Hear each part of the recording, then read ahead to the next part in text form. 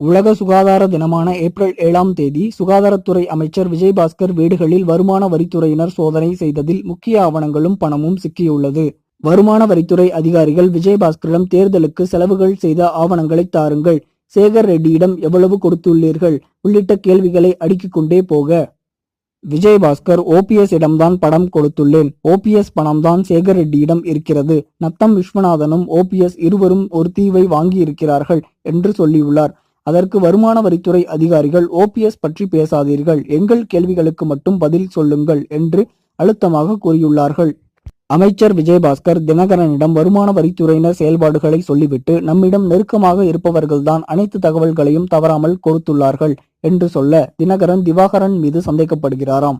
வருமான வரித்துறையினருக்கு கை நிறைய ஆதாரங்கள் சிக்கியுள்ளன. விஜயபாஸ்கரை அலுவலகத்துக்கு வரவழைத்து விசாரணை செய்து பின் அமலாக்கத்துறையினருக்கு வழக்கை மாற்றுவார்கள்.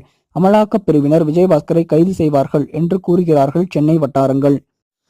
இது போன்ற செய்திகளை உடனுக்குடன் அறிய டாப் நியூஸ் சேனலை சப்ஸ்கிரைப் செய்யுங்கள். நன்றி, வணக்கம்.